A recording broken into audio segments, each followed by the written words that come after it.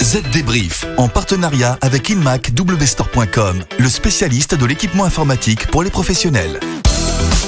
Bonjour à tous. Une nouvelle édition de Z Débrief, le nouveau podcast dédié aux technologies. Cette semaine, nous avons sélectionné les principales infos à retenir pour bien comprendre les enjeux métiers, politiques et sociétaux de la transformation numérique. Estelle est toujours à mes côtés. Bonjour. Bonjour David. Alors, de quoi va-t-on parler ? Eh bien tout d'abord de Facebook qui joue à la fourmi en attendant non pas l'hiver mais le montant de l'amende qui risque de lui tomber dessus.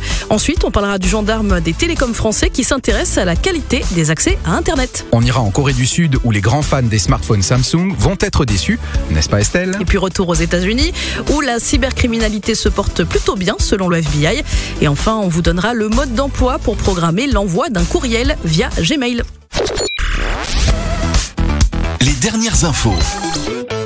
Pour commencer donc, on parle de Facebook et de ses 3 milliards de dollars. Une sacrée somme pour régler une future amende de la Federal Trade Commission, l'autorité de la concurrence américaine. Et oui, le groupe de Menlo Park a annoncé avoir fait des provisions pour payer cette amende, dont le montant n'a pas encore été fixé. Mais David, dites-nous, qu'a donc fait la firme pour avoir assigné un tel chèque ? Eh bien, le régulateur américain accuse Facebook d'avoir partagé des informations appartenant à 87 millions de ses utilisateurs avec une société de conseil politique britannique, la Cambridge Analytica, société aujourd'hui disparue. Et cette amende pour écouler le groupe américain et son réseau social ? Non Estelle, pas de panique. Vous allez pouvoir continuer à papoter sur votre clavier. Sachez que rien qu'au premier trimestre, cette année, Facebook a enregistré un bénéfice net trimestriel de plus de 2 milliards de dollars. Son chiffre d'affaires, lui, a augmenté de 26% et aujourd'hui, il atteint plus de 15 milliards de dollars. De quoi rassurer les utilisateurs, mais surtout les investisseurs et les actionnaires, j'imagine. Oui, sauf que la Federal Trade Commission n'a pas dit son dernier mot et n'a pas encore fixé le montant de l'amende. D'ailleurs, David Cicilline, un élu de la Chambre des représentants sur les questions antitrust, a prévenu, si la FTC n'agit pas, le Congrès le fera. Et direction la France maintenant, où on parle de l'initiative d'un autre régulateur, l'ARCEP, le gendarme des télécoms. Oui Estelle, avec son slogan « Faire de chaque utilisateur un micro-régulateur au service du bien commun et de la connectivité du pays », l'ARCEP se prépare à lancer une campagne pour recenser et évaluer l'équipement Internet des foyers français. Ce devrait être sous la forme d'une interface de programmation déployée directement dans les box des fournisseurs d'accès à Internet. Et chaque box va bientôt envoyer au gendarme des télécoms sa carte d'identité d'accès. Oui, elle indiquera par exemple la technologie d'accès, ADSL ou fibre. Elle indiquera aussi le débit souscrit par le consommateur, la qualité du Wi-Fi. Mais qu'on se rassure, aucune donnée liée à l'identification de l'utilisateur ne sera transmise, assure l'organisme. Oui, c'est plutôt une bonne nouvelle pour ceux qui n'y connaissent rien et qui se font régulièrement avoir par les opérateurs. Oui, sauf que sur les réseaux fixes, la mesure de la qualité de service est particulièrement complexe. Du coup, avant de lancer le projet, l'ARCEP vient de mettre en place une consultation publique à l'adresse des opérateurs concernés. Elle doit durer jusqu'au 27 mai. Estelle, j'ai une mauvaise nouvelle. Ah oui ? C'est à propos de Samsung, c'est ça ? Oui, je sais que vous attendiez avec impatience leur dernier smartphone pour pouvoir le glisser dans votre poche. Eh bien, sachez que sa sortie est retardée. Ok, donc le Galaxy Fold, c'est pas pour tout de suite ? J'imagine que c'est l'innovation qui cloche, le caractère pliable de l'écran ? Tout à fait. Le constructeur coréen explique que les premiers retours des journalistes spécialisés et youtubeurs ont été trop négatifs pour pouvoir lancer ce smartphone sur le marché.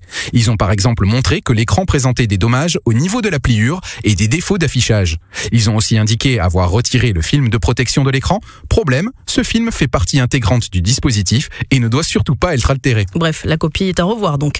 On fait une petite pause et puis après on vous parle des chiffres vertigineux de la cybercriminalité aux États-Unis et de la manière de programmer l'envoi de mails via Gmail.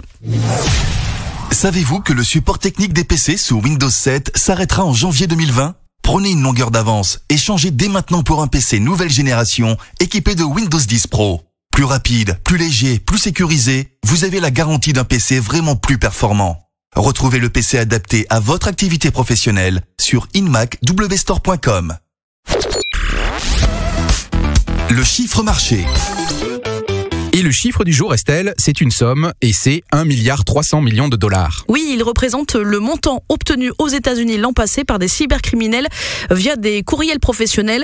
Ce chiffre est donné par le FBI dans le rapport annuel qui portait sur la criminalité sur Internet. Mais c'est énorme. Et oui, dans le détail, on apprend que ces arnaques via courriel professionnel sont moins nombreuses qu'auparavant, mais les sommes obtenues, elles, sont plus importantes. Alors si je comprends bien, les auteurs ciblent mieux leurs victimes et visent celles qui ont le plus d'argent. Oui, vous avez tout compris. Les cybercriminels sont passées du ciblage des petits utilisateurs, ceux qui ne peuvent pas payer plus de $1000 par rançon, au ciblage des grandes entreprises et des organismes gouvernementaux.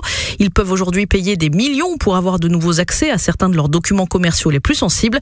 Ce rapport révèle aussi que la plupart des campagnes de lutte contre les ransomware ont fait des ravages. Du coup, les criminels se sont tournés vers d'autres activités comme l'extraction illicite de crypto-monnaies. Le FBI prévient aussi que les escroqueries au support technique sont de nouveau à la hausse, plus 161% par rapport à 2017. Et parmi les autres menaces qui ont connu des pics d'activité similaires en 2018, on peut citer les systèmes de détournement des salaires et en particulier les systèmes d'extorsion par courrier électronique. Ça peut toujours être utile. Allez, pour finir, on vous donne une astuce pour programmer l'envoi d'un email à une date ultérieure en utilisant Gmail. Et ce, sans avoir à vous rendre sur votre appareil ou à utiliser des services ou extensions tierces si chères à Google. Si vous accédez à Gmail via le navigateur, il vous suffit, après avoir composé votre email, de cliquer sur la flèche à côté du bouton Envoyer, cliquez ensuite sur Envoi planifié, et là, choisissez la date de votre envoi. Si par contre vous accédez au service via l'application Gmail, appuyez sur les 3 points empilés à côté de la flèche d'envoi, sélectionnez ensuite l'onglet Planifier l'envoi. Là, un menu apparaît et vous permet de choisir à quelle date et à quelle heure précise vous souhaitez que le message soit envoyé. À noter que si vous changez d'avis, vous pouvez reprogrammer votre courriel. Pour cela, rien de plus simple, vous l'ouvrez une nouvelle fois et vous répétez les mêmes étapes. Vous pouvez également choisir de le supprimer pour en rédiger un nouveau. On n'arrête pas le progrès.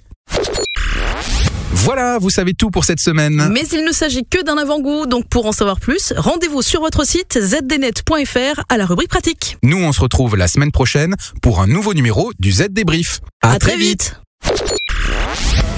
Z Débrief, en partenariat avec InMacWstore.com, le spécialiste de l'équipement informatique pour les professionnels.